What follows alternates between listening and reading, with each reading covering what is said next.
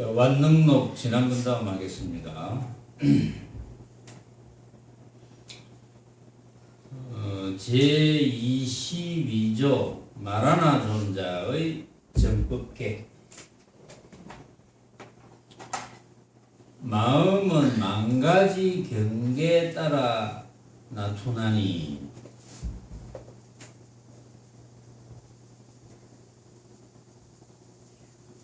적어볼까요? 마음은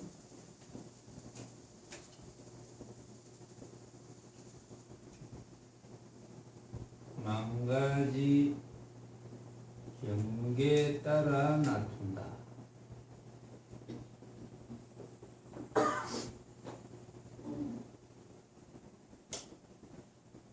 나투나니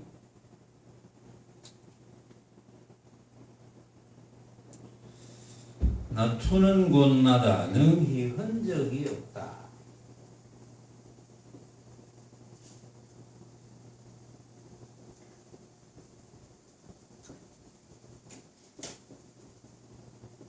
흔적이 없다.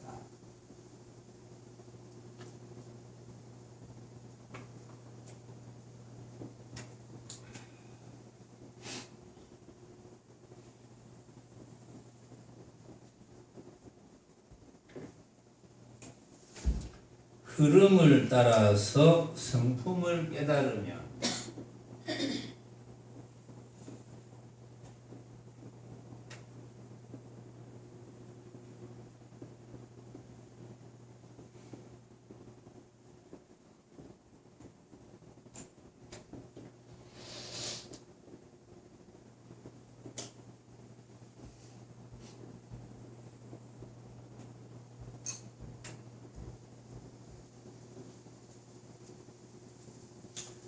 기쁨도 없고 근심도 없다.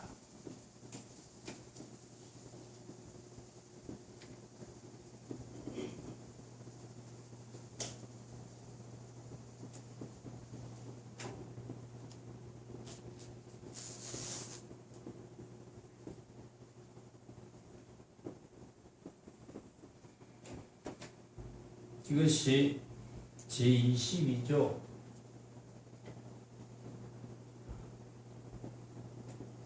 말하나 존자.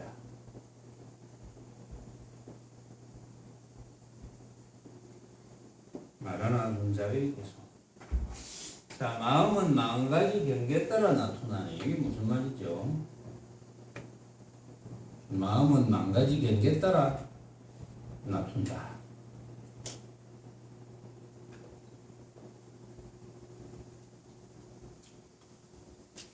그러니까 만가지 경계가 없으면 마음이 나투어지지 않는다 이런 뜻이죠.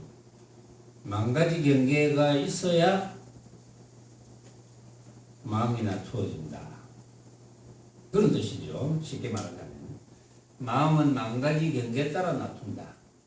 자, 여기도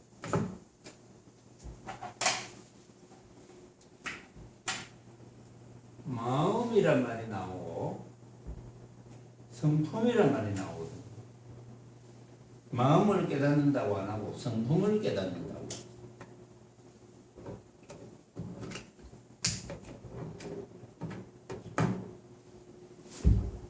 자, 마음은 만가지 경계에 따라 온갖 경계에 따라 어떻게 나투느냐 이거죠. 어떻게 나투겠습니까? 경계가 뭡니까? 경계는 모습이죠. 모습. 경계에 따라 낮추어진 것은 모습이 되겠죠.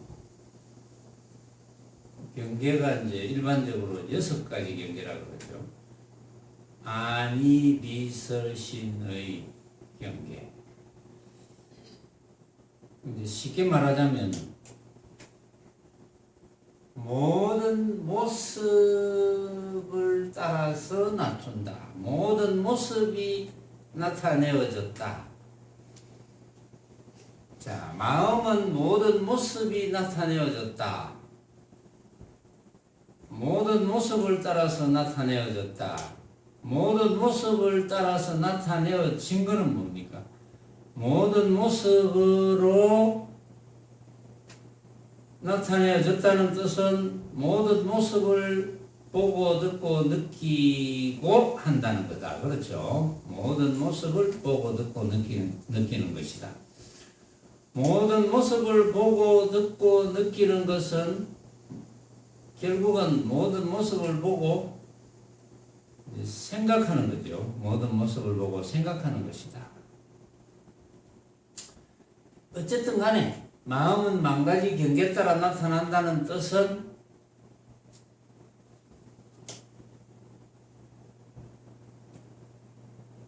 경계라는 모습으로 나타내어진 것을 확인하는 거죠. 경계라는 모습으로 나타내어진 것을 확인하는 것이다. 그래서 생각을 일으킵니다.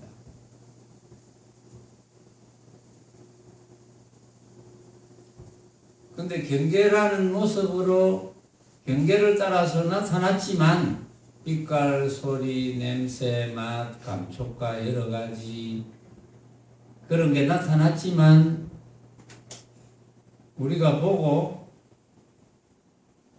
아 이거 가짜구나, 내가 생각으로 만든 가짜구나 라고 해서 생각이 일어나지 않는다면 문제가 없는 거죠. 그렇죠? 생각을 일으키는 게 문제죠. 야 이거 참 좋구나, 나쁘구나, 크구나, 작구나, 밝구나, 어둡구나. 어쨌든 이런 생각을 일으키는 것이 망념이니까 어쨌든 망가지 경계를 따라서 나타나지만 생각을 일으키는 게 문제거든요. 근데 둘째 기제를 보면 나투는 곳마다 흔적이 없다. 이랬어요. 망가지 경계를 따라서 온갖 모습이 나타나지만 나타나는 것마다 흔적이 없다는 뜻은 무엇입니까? 나타나는 것보다 흔적이 없다는 뜻은 헛개비다. 헛개비가 뭐 흔적이 있겠습니까? 그렇죠. 진짜는 흔적이 있죠. 진짜. 그러니까 헛개비는 가짜니까. 그러니까 마음은 망가지 경계에 따라 아무리 많이 나타나도 그것은 헛개비다. 우리가 영화나 TV에서 보는 그거와 같은 것이다.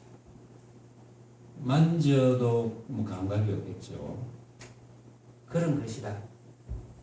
나타나는 것마다 흔적이 없다.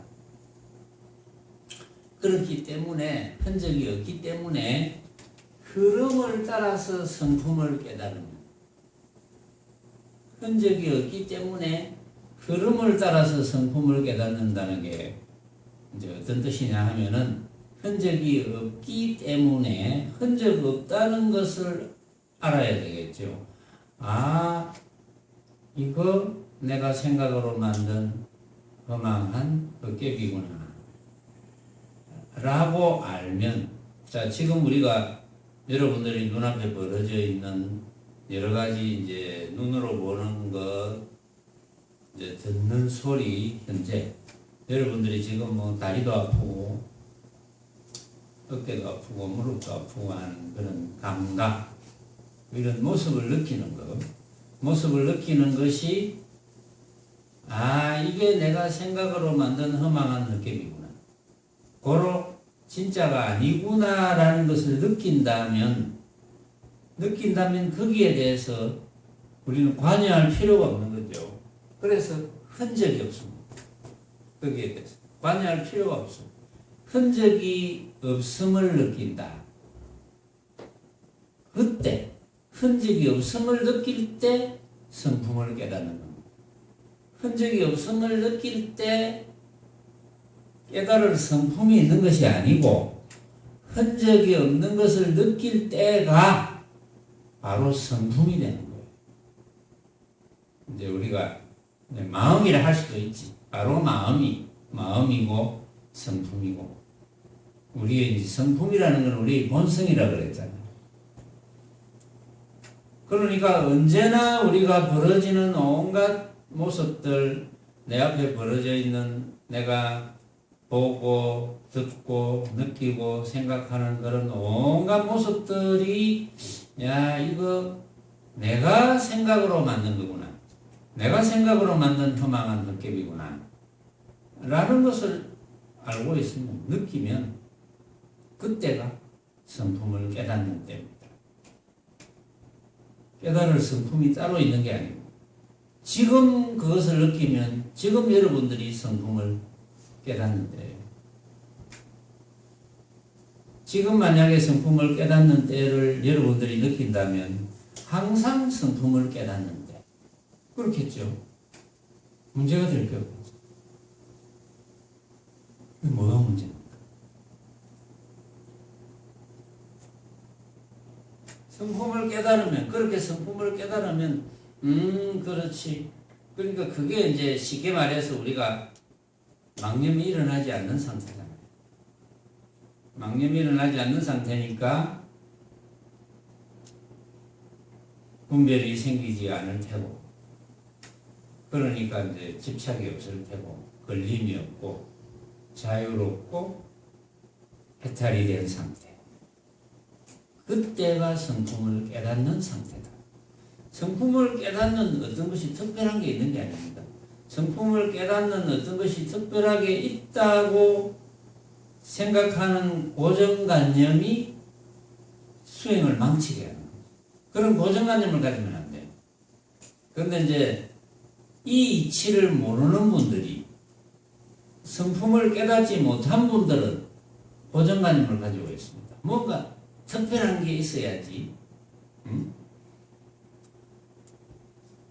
특별한 게 여러 가지가 있겠죠. 평상시에 내가 하는 거, 뭐 그런 거 말고 특별한 게. 갑자기 뭐 백회가, 정수리가 찌릿찌릿한 게 이런 게 있어야 된다든지 뭐 그런 게 있을 수도 있어요. 어쩌다가. 또 갑자기 내 눈앞에 보이는 여태까지 보였던 광경이 하나도 안 보이게 됐다든지 그럴 수도 있어요. 그럴 수도. 이전에 이제 제가 한참 수행할 때 그때 이제 스승을 모시고 이제 법문을 열심히 들을 때죠. 매일 법문 들을 때니까 한 번은 이제 회사 일이 바쁘지는 않았는데 그 당시 회사 일이라는 게 대기업인데 제가 이제 본사 소속으로 있었으니까 하는 일이 그 겨울철이거든요. 겨울철이니까 하는 일이 이제 가장 바쁠 때가 초여름 되면 가장 바빠요. 왜냐하면 대기업에서 만들어내는 이제 뭐 쇼케이스라든지 이런 이제 냉동식품을 대기업에 납품하는 겁니다. 쉽게 말해서 대기업에 근무하면서 그걸 대기업에 납품하는 일인데 겨울에는 일이 없어요. 그냥 그 여러 대기업에 가서 그냥 차나 한 잔 얻어먹고 그게 이제 제 일입니다. 얼굴만 내밀고 올해 뭐 우리 제품 쓰시는 거 맞죠? 뭐 얼굴만 확인하는 겁니다. 저하고 이제 라이벌 회사는 저 같은 직원이 없어요.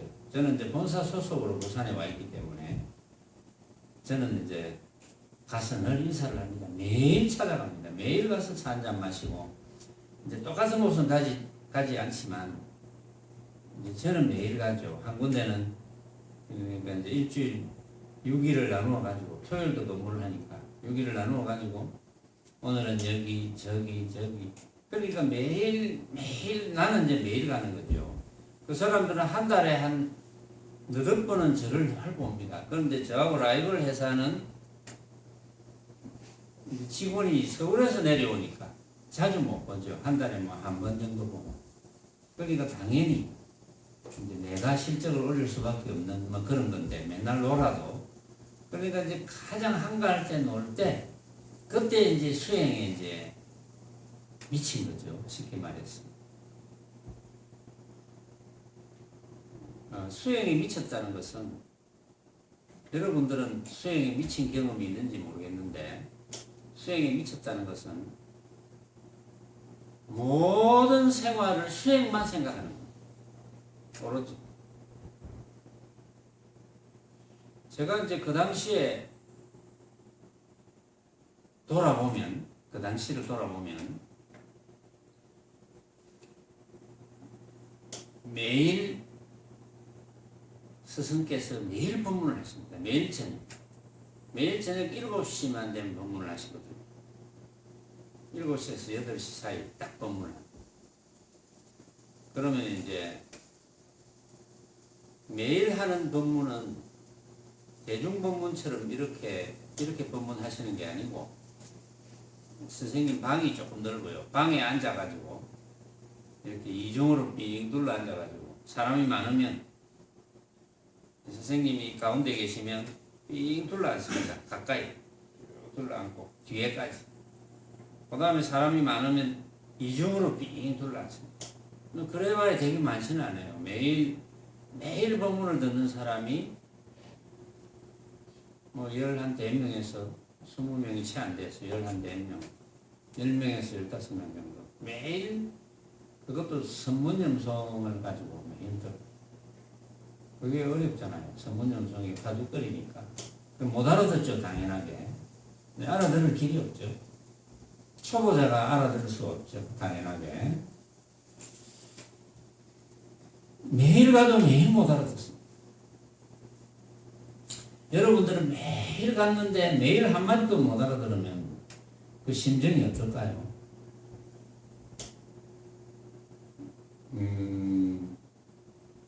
한 2달 동안은 전혀 못 알아들었습니다. 그 다음에 대중법문은 이제 그 일요일 대중법문을 하십니다. 그 외에는 이제 선문염송만 매일 선문염송을 법문을 하시는데, 전혀 못 알아듣는데 문제는 그게 너무 재미있다는 거예요. 좀 희한하죠? 전혀 못 알아듣는 게 재미있다. 이게 이해가 갑니까, 여러분들은? 그러니까 세상에 이것보다 재밌는 게 없겠구나. 실제로 세상에 이것보다 재밌는 게 없어요.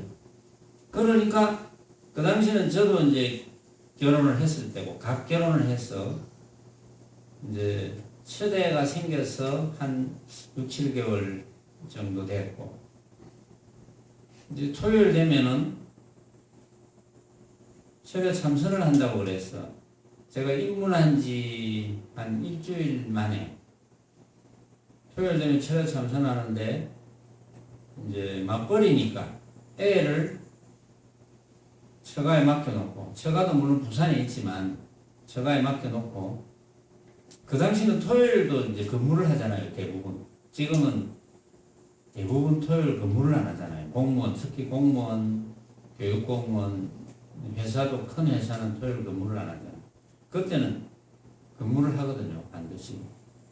그럼 토요일 오후에 애를 데리고 와서 잠깐 이제 놀다가 저녁 되면 이제 나는 보따리 사가지고 참선하러 가거든요. 그러면 이제 누가 애를 보겠습니까? 집에 남아있는 사람이 그냥 애를 보는 거예요. 애를 보다가 대중법문을 일요일 하니까 일요일 10시 반쯤 했어요. 10시인가 10시 반인가 했는데, 그러면 이제 애를 혼자 데리고 자고 다음날 선언으로 이제 대중법문 들으러 옵니다. 이제 거기서 만나가지고 같이 법문 듣고, 그 다음에 애를 이제 좀 데리고 좀 놀다가 다시 처가에 데려다니고, 이제 이런 생활을 계속 한 거예요. 저는 토요일 되면 무조건 이제 보따리 사가지고 참선하러 가고, 그리고 매일 7시까지 내 기억에는 사실은 회사라는 게 한가하지만 전체적인 분위기는 한가하지 않습니다. 이제 내 위에 과장이 있고 또 부장이 있고 이러니까 나는 이제 그냥 사원이죠. 32살 때니까. 그러면 과장, 부장이 퇴근을 안 하고 있습니다. 8시 정도까지.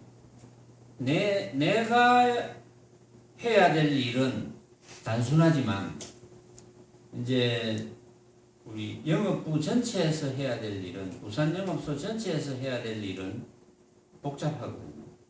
그러니까 우리 사람들이 퇴근을 못합니다. 퇴근을 못하면 요즘은 분위기가 많이 달라졌다고 그러는데 그 당시는 상사가 퇴근을 안 하는데 특별한 일이 없이 부하 직원이 먼저 퇴근하는 거는 이건 있을 수가 없어요. 절대. 그래서 이제 제가 양해를 구했어요. 과장님께. 제가 불교 공부를 시작했는데 이것은 포기를 할 수가 없습니다. 여기 7시에 법문을 하시니까 제가 7시까지는 무조건 가야 됩니다. 제가 혹시 본사 일 때문에 일이 밀린 게 있으면 제가 법문을 듣고 일하러 가겠습니다. 그렇게 양해를 구했어요. 그 양해를 구하는데 뭐 어쩌겠습니까? 제가 일을 또 마치고 또 하겠다는데. 그러면 이제 그분들은 제가 되게 믿지 않았는지, 그래, 우리 영업소 좀 잘 되도록 좀 빌어달라고 이렇게 이야기를 하더라고요. 예, 예, 알겠습니다. 그 사람들은 불교 공부한다면 열심히 비는 건 줄 아니까 알겠습니다. 그러고 나서 아무리 바빠도 딱 7시 되면 도착하는 거예요. 택시 타고 막 급하면. 어떤 때는 나도 이제 회사에서 막 업무가 떨어질 때가 있죠. 그러면 뭐 데이터도 작성해야 되고 이러면 바쁘잖아요. 그러면 뭐 택시 타고, 그 당시에 이제 남천동이었거든요. 사무실은 서면이요. 택시 타고 이제 법문 듣고. 제 기억에는 그것을 단 하루도 빠진 적이 없습니다. 회사가 아무리 바빠도, 회사가 좀 바쁠 때도 있어요. 또 토요일 같은 데는 또 이제 영업소끼리 이렇게 이제 대리점 사장들 모아가지고 우리 직원들하고 또 뭐 운동 시합, 축구 시합 이런 것도 하고. 그러면 이제 운동 시합을 해요. 같이 하고 나서 뒤풀이는 이제 저는 안 가죠. 시간이 안 되니까. 그러면 반드시 선언으로 가요. 그런데 그 생활이 너무 재밌는 거예요. 못 알아들으면서. 그러니까 포기할 수가 없죠.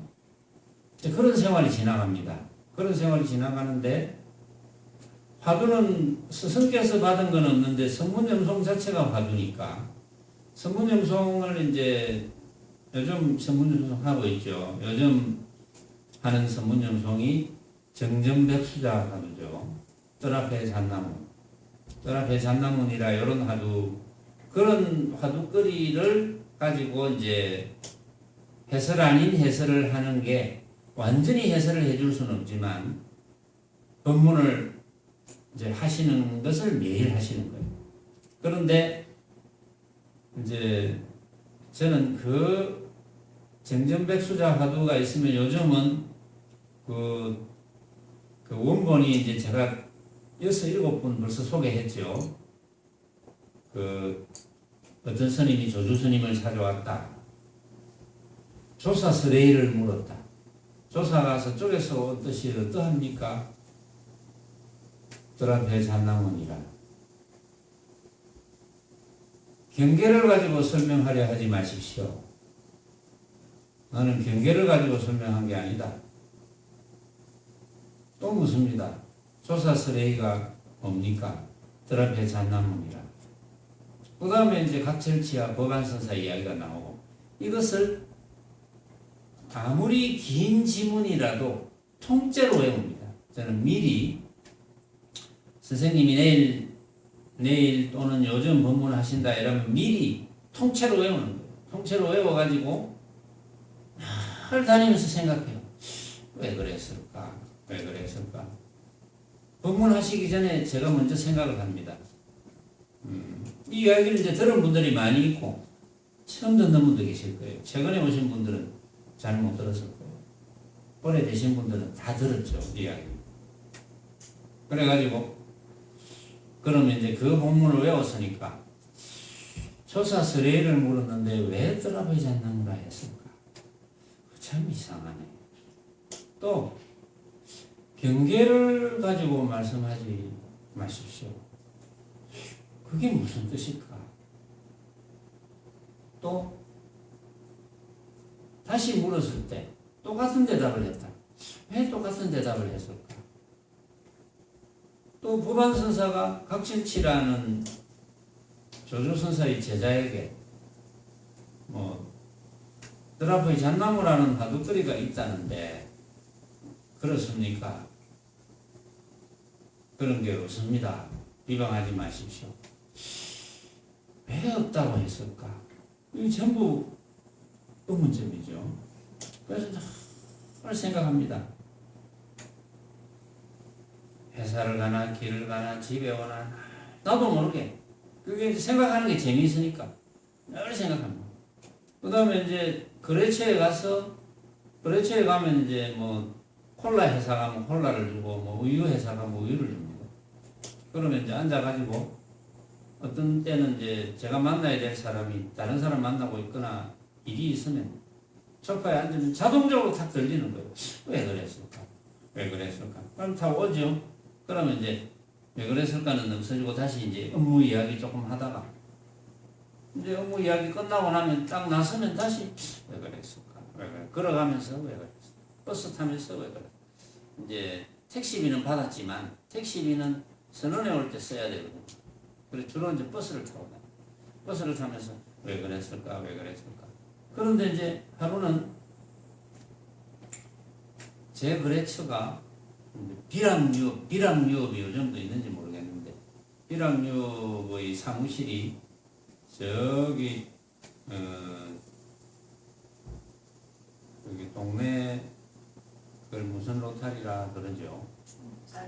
알랑 로타리. 네, 알랑 로타리에 지금은 최근에는 내가 안 가봤는데 알랑 로타리를 둘러서 거기에 주요 건물들이 무슨 건물들이 지금은 굉장히 많은데 그 당시는 밤이 되면은 가로등도 없고 가로등도 띄엄띄엄 있어요. 띄엄띄엄 있고 그 로타리 전체가 사무실이라고는 비락유업 사무실이 딱 한 군데 딱 있습니다. 거기만 불이 켜져 있어요. 그럼 거기를 가려면 이제 버스를 탁 내려가지고는 이쪽으로 삥 돌아서 이렇게 가야 됩니다. 걸어서 가야 돼요. 로타리를. 그런데 하루는 이제 왜 그랬을까 이러면서 갔는데 그때는 왜 그랬을까인지 한 소식 했을 때인지는 잘 모르겠는데 어쨌든 버스에서 내려서 발을 탁 디디는데 주변이 깜깜하기도 하고 그래서 저 사무실 불빛만 보고 이렇게 돌아가는데 갑자기 내가 걸음을 걷는데 걸음이 걸어지지 않는 거예요. 꼭 허공에서 걷는 듯이 걸음을 전혀 느끼지 못하는 느낌. 그래서 내가 왜 이러지? 내가 분명히 나는 걷고 있는데 왜 걸음이 걸어지지 않지? 그런 느낌을 이제 1분씩 받는 건 아니고 한 몇 초간 5초, 10초, 15초인지 모르겠어요. 그러면서 그런 생각을 하면서 또 걸어보면 또 걸어지는 느낌이 안 느껴지는 그런 느낌. 그러니까 이제 그런 느낌이 여러분들도 꼭 이런 느낌은 아니라도 특별한 느낌이 오겠죠. 그러나 그런 느낌이 깨달음은 아닙니다. 깨달음은 확신입니다. 여러분들이 본문을 듣고 그렇구나. 지금 내가 망념을 일으키지 않을 때 이때가 바로 부처인데 뭘 내가 찾아다녔나? 이렇게 깨달으면 되는 거예요. 말하자면. 그래서 성품을 깨달으면 그렇게 해서 성품을 깨달으면 기쁨도 없고 근심도 없다. 그렇게 했죠. 기쁨과 근심이라는 것은 망념이잖아요. 그렇게 깨달으면 기쁨도 없고 근심도 없다. 일체의 망념이 없어진 상태니까 없어진 상태에서 깨달으니까 그 다음부터는 당연히 감정이 일어날 리가 없겠죠. 감정을 쓰는 표현은 하지만 감정 때문에 내가 고통을 받지는 않을 것이다. 이 지금 말하나 존자의 정법 깨고. 자, 넘어갑니다. 배휴가 물었다. 부처님께서는 중생을 제도하십니까? 이렇게 물었어요. 대사께서 말씀하셨다. 진실로 열애께서 제도할 중생은 없다. 나도 오히려 얻을 수 없는데 나 아님이야 어찌 얻을 것 있겠는가? 부처와 중생을 모두 다 얻을 것 없다. 자, 부처님께서 중생을 제도하십니까? 하니까 황백선사가 진실로 열애께서 제도할 중생은 없다. 그 말은 뭡니까? 열애께서 제도할 중생은 없다. 부처님께서 중생을 제도하는 것이 아니죠. 스스로가 스스로를 제도하는 겁니다. 부처님께서는 스스로가 스스로를 제도할 수 있도록 도와주시는 거죠. 부처님께서 제도하시는 건 아니죠. 며칠 전에 금강경에 그런 이야기가 있었습니다. 부처님께서 구류 중생을 내가 다 남음없는 열반에 들게 하여금 멸도하였으나 이렇게 한량없는 중생을 멸도하여서는 실로 멸도를 얻는 중생이 없느니라. 이렇게 이야기했거든요. 얼마 전에 건강경에서 소개 한번 했습니다. 구류 중생을 내가 다 남음없는 열반, 무여열반에 들게 하여금 멸도를 하였으나 이렇게 한량없는 중생을 멸도해서는 실로 멸도를 얻는 중생이 없느니라. 그 말이거든요. 그래서 배유거사가 물었을 때 황백선사가 진실로 열애께서 제도할 중생은 없다. 이제 부처님께서 왜 그런 말씀을 하셨느냐 하면은 부처님께서 멸도를 시켰다면 그것은 부처님께서 아상, 인상, 중생상, 수자상이 있는 것이 된다. 그렇기 때문에 멸도는 사실은 본래 멸도되어 있는 거죠. 누구나 본래 멸도되어 있습니다. 멸도되어 있는 줄 몰라요. 본인이.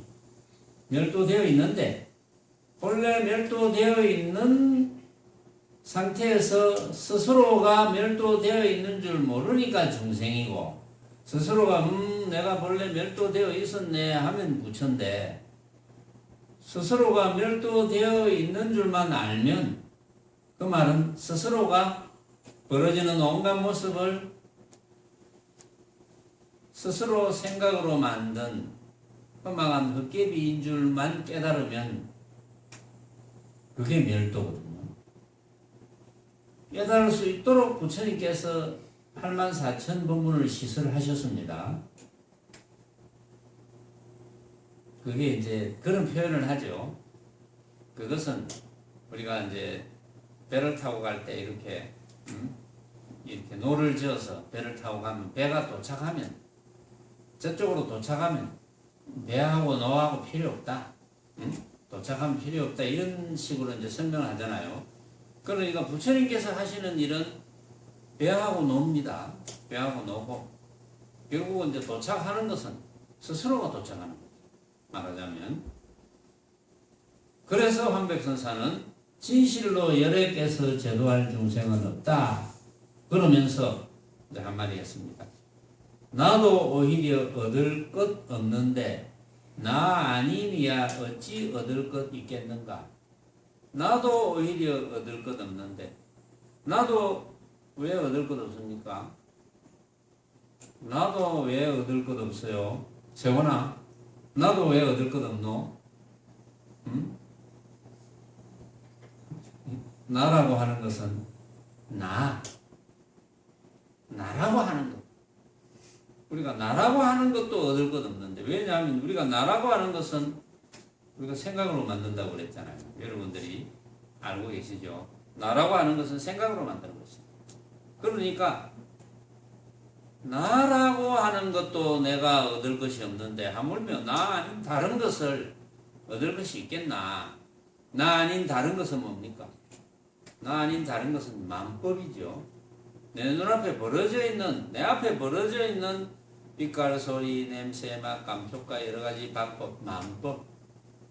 그 만법이 나 아님이야. 어찌 얻을 것 있겠는가? 나도 얻을 것 없는데 나 아닌 걸 얻을 것이 어찌 있겠노? 왜? 나도 나라는 것도 내가 생각으로 만드는 것, 내 앞에 벌어져 있는 온갖 모습도 내가 생각으로 만드는 것, 그 얻을 것이 어디 있겠노? 그래서 부처와 중생을 모두 다 얻을 것이 없느니라. 부처도 중생이란 말의 상대적인 말이거든요. 중생도 부처라는 말의 상대적인 말입니다. 그러니까 부처라는 것도 부처에 대한 한 생각을 일으킨다면 얻을 것 없고, 중생도 중생이라는 한 생각을 일으킨다면 얻을 것 없다, 이런 뜻이죠. 조금 전에 마라나 존자의 전법계 중에 기쁨도 없고 근심도 없다, 그것과 이제 같은 뜻이죠. 중생도 없고 부처도 없다. 부처와 중생을 모두 얻을 것 없다. 이제 이렇게 이제 황백선사가 이제 배우 거사에게 설명을 해 주셨어요. 그러니까 이제 배우 거사가 의심이 생깁니다.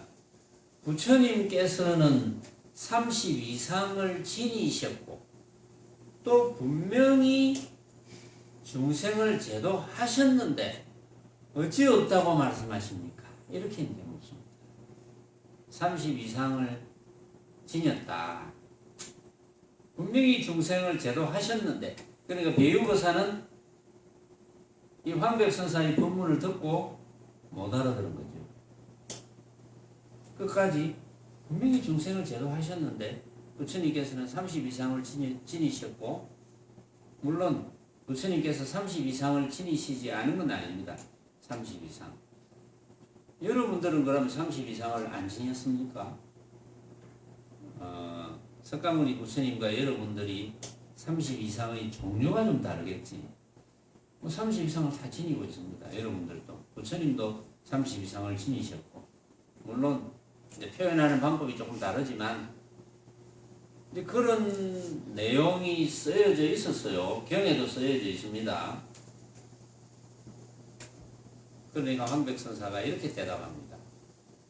경에서 말씀하시기를 무릇 형상이 있는 것은 모두가 허망한 것이니 만약 모든 형상이 형상 아님을 보면 곧 열애를 외리라 하셨다.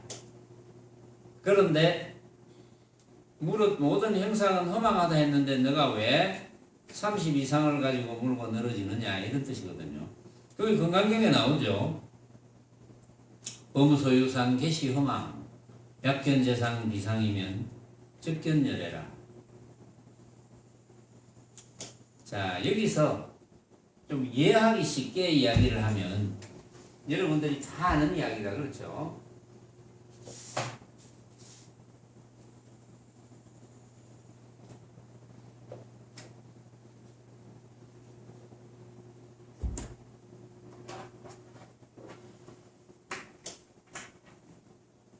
범십 이상을 지녔다 하니까, 그러니까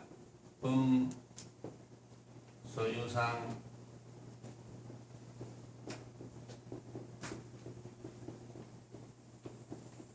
개시 허망이라.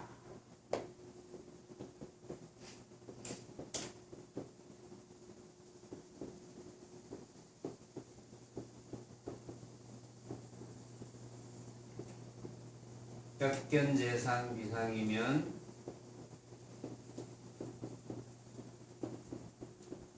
이것도 이 한 기절에서 바로 깨닫는 소식이 있는 거죠. 약견재상 비상이면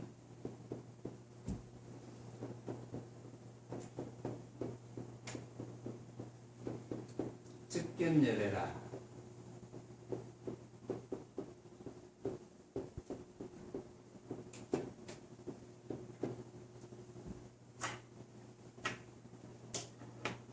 자, 이걸 이제 번역을 이렇게 했습니다.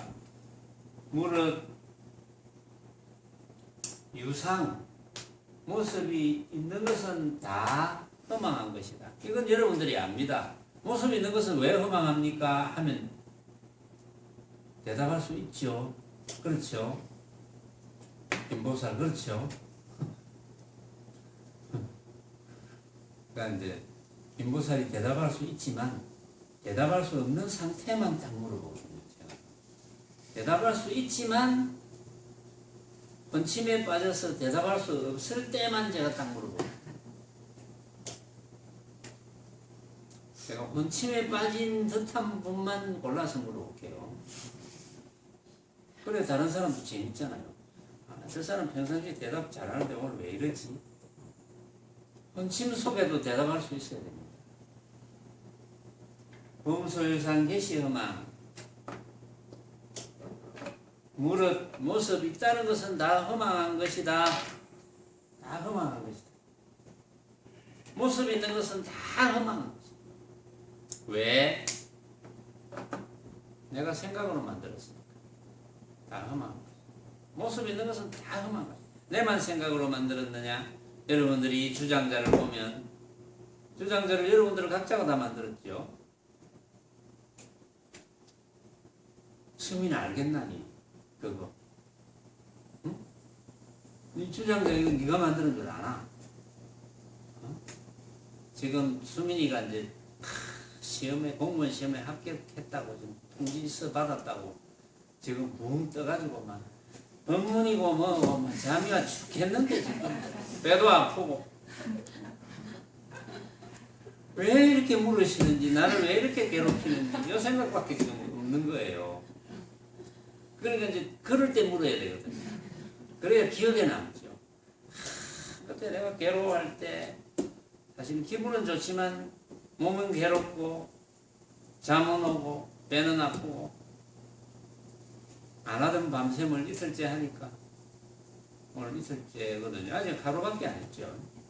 하루밖에. 오늘 하면 이제 이틀째인데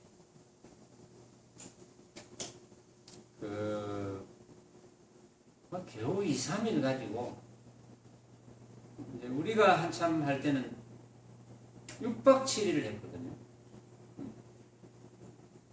근데 제가 이제 우리 용맹정진 표를 제가 미리 이렇게 점검을 해보니까 이번에는 3박 4일이잖아요. 올겨울은 아무리 여러분들을 위해서 하루 줄이줄라 해도 4박 5일을 벗어날 수가 없습니다. 무조건 4박 5일입니다. 제가 이제 좀 힘만 조금 더 내면 5박 6일도 이제 가능할 거다.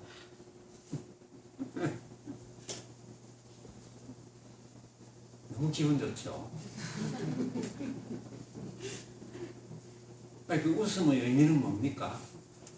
과연 그렇다는 겁니까? 긍정입니까? 부정입니까? 긍정도 아니고 부정도 아니고 그저 욕입니까? 본소유상 계시마 무릇 모습이 있다는 것은 다 허망한 것이다. 이건 다 이해를 했습니다. 여러분들이. 그렇죠? 이해 못하는 분 안 계시죠? 계시마. 자, 약견재상 비상면 만약에 모든 상을 비상으로 보면 바로 곧 열애를 볼 것이다 이랬거든요. 근데 견이라는 게 본다는 뜻 말고 안다는 뜻이 있습니다. 안다. 열애를 볼 것이다. 볼 열애가 사실은 없는데 볼 열애가 없다는 것을 볼 것이다. 이런 뜻으로 보다는 만약에 모든 상을 비상으로 알면 모든 모습이 이거 아니야 이렇게 알면 그게 뭡니까? 이걸 강조하는 거죠. 모든 모습을 비상으로 한다는 것은 모든 모습을 헛개비로 알면 어떤 헛개비? 내가 생각으로 만든 헛개비로 알면 모든 모습을 내가 생각으로 만든 헛개비로 알면 바로 부처를 알게 될 것이다. 그 말은 뭡니까? 제가 항상 강조하죠. 모든 모습을 내가 생각으로 만든 헛개비로 알면 바로 부처다 이 말이지. 그때가 바로 부처다. 우리가 알아야 될 부처가 있는 게 아니에요. 보아야 될 부처가 있는 게 아니고 만나야 될 부처가 있는 게 아니에요. 응? 부처는 모양이 없는데 자꾸 부처를 찾고, 응? 어떤 모양에서 부처를 자꾸 찾으려고 그래요. 응? 그걸 이제 그것도 여기도 선문점송에도 나오고 여기도 나오죠. 온갖 총사 선사들이 그랬어요. 자꾸 바깥 경계에서 찾는다. 바깥 경계라는 게 뭡니까? 바깥 모양에서 찾는 거죠. 온갖 모양에서 부처를 찾으려 하는 것. 허공같이 생겼을까? 뭐 비게 생겼을까? 깨끗하게 생겼을까? 둥글게 생겼을까? 또 둥글어짜리 그리니까 둥글게 생겼을까? 이런 어떤 바깥 모양에서 부처를 찾으려 하는 것은 그것은 아무리 오랫동안 수행해도, 응? 그런 표현이 있습니다. 아무리 오랫동안 수행해도 그건 될 수가 없다. 바로 여기서 바로 깨닫는 소식이죠. 온갖 모습은 다 허망한 것이다. 온갖 모습은 각자가 생각으로 만든 가짜다. 그러니까 만약에 그런 온갖 모습을 그렇게 가짜로 알면 허망한 헛개비, 가짜로 안다면 당연히 가짜로 아는데 분별을 일으키겠습니까? 가짜로 아는데 어떻게 가짜의 분별을 일으키면 정신병 환자지. 가짜로 아는데 분별을 할 리가 없죠. 가짜로 아니까 분별을 하지 않을 것이고 분별을 하지 않으니까 집착하지 않을 것이고 집착하지 않으니까 당연히 걸림이 없을 것이고 걸림이 없으니까 당연히 해탈이죠. 자유롭고 해탈이. 해탈은 자유롭다는 거잖아요. 대자유, 해탈. 해탈이니까 바로 부처죠. 그 이야기 하는 거예요. 이렇게만 되면 바로 부처다 이 말이야. 응? 부처를 알게 된다. 부처를 깨닫게 된다. 부처임을 깨닫게 된다. 이게 가장 정확한 번역입니다. 부처임을 깨닫게 된다. 여러분들은 더 깨달을 것이 있습니까?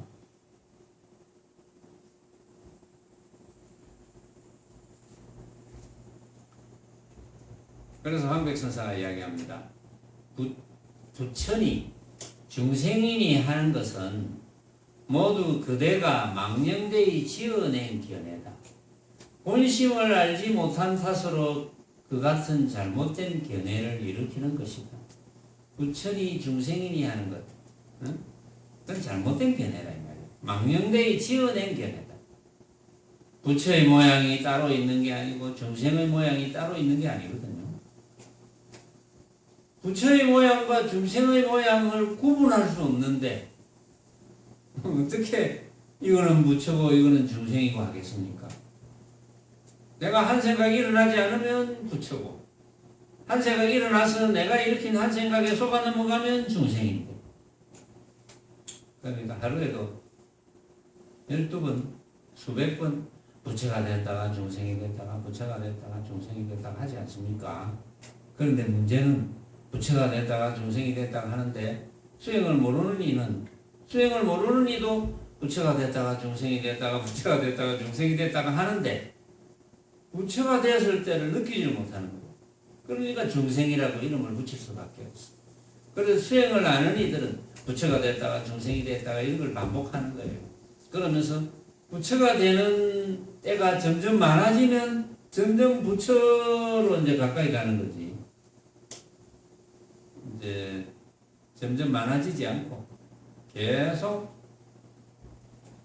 한 생각이 이렇게 놓고 그게 진짜로 착각하면서 사는 시간이 많아지면 부처로 가까이 갈 수가 없는 거죠. 그래서 부처니 중생이 하는 것은 모두 망령되이 지어낸 견해다. 본심을 알지 못해서 그렇다. 본심을 알 수 있는 것은 이거다. 이러면 본심을 안다. 적견열애가 바로 본심을 아는 거죠. 본심이 바로 내거든요.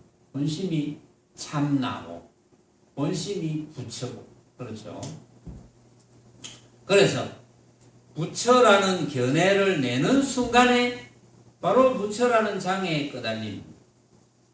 아, 이게 부처일까? 바로 부처라는 장애에 끄달리고, 중생이라는 견해를 내는 순간에 중생이라는 장애에 끄달림. 그러니까 부처라는 견해를 내지 말고 중생이라는 견해를 내지 말고 어떻게 하라고? 어떻게 하라고? 부처라는 견해를 내지 말고 중생이라는 견해를 내지 말고 어떻게 하라고? 그저 망념만 일으키지 않으면 됩니다. 참 잘했어요. 별 5개.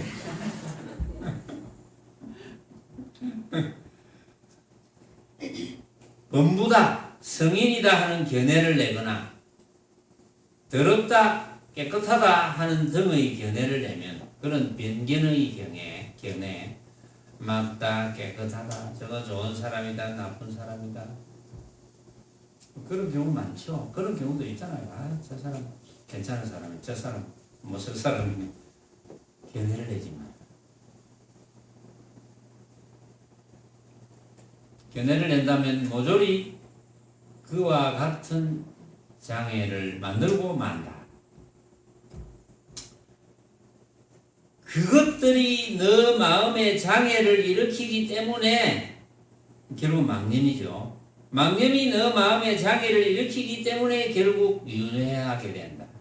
윤회를 벗어나지 못한다. 그러니까 이제 모습에 관한 견해를 떠나야 된다 이 말이죠. 모습에 관한 견해를 떠나지 못하기 때문에 윤회를 벗어나지 못하게 되는 겁니다. 이것은 마치 원숭이가 무언가를 집었다 놨다 하는 것과 같아서 쉴 수가 없다. 견해를 쉴 수가 없습니다. 원숭이가 집었다 놨다 집었다 놨다 하는 것처럼 온갖 것을 보면 좋다 나쁘다 진짜다 좋다 나쁘다 진짜다 좋은 사람이다 나쁜 사람이다 이것은 좋고 이것은 나쁘고 이 목걸이 좋고 저 목걸이 나쁘고 이 시계 좋고 저 시계 나쁘고 이 집 좋고 저 집 나쁘고 막 하루에 쉴 새 없이 일어납니다. 그런데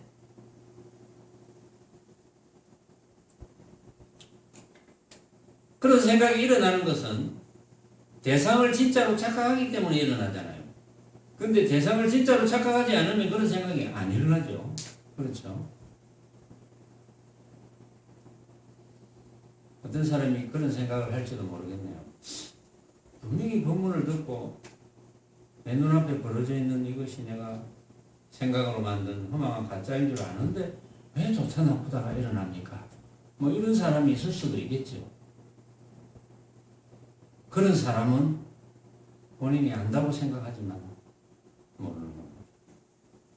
내 눈앞에 벌어져 있는 온갖 모습이 내가 생각으로 만든 허망한 헛개비인 줄 모르는 거예요. 그런 사람은. 모르니까 일어나지 않은데 어떻게 일어납니까? 안다고 착각하겠죠. 착각하는 사람이 많으니까. 진정한 배움이란 모름지기 무학이어야 한다. 무학, 없을 무자 배울 학자. 무학, 진정한 배움이란 그러니까 뭘 배워서 얻는 게 아닙니다. 배워서 부처를 증명하는 게 아닙니다. 배우는 것은 우리가 이제 세간 학문은 뭘 배워야죠. 내가 뭘 잘하고 싶으면 뭘 배워야지. 근데 수행은 잘하고 못하고 없습니다. 배워가지고 잘하는 게 아닙니다. 그저 내가 망념만 일으키지 않으면 잘하는 거죠, 그게. 그래서 무학이어야 한다는 것은 모든 것을 쉬어야 된다. 모든 것을 쉬어야 된다는 것은 내 눈앞에 벌어져 있는 온갖 것을 내가 생각으로 만든 허망한 헛개비인 줄 깨달아야지 거기에 집착을 안 하는 것이 쉬게 되는 거다. 그렇죠? 그래서 범부도 없고 성인도 없고 깨끗한 것도 없고 더러움도 없고 큰 것도 없고 작은 것도 없고 또 셀 것도 없고 함도 없고 그것만 알면 된다. 이 시간에는 여기까지 하겠습니다.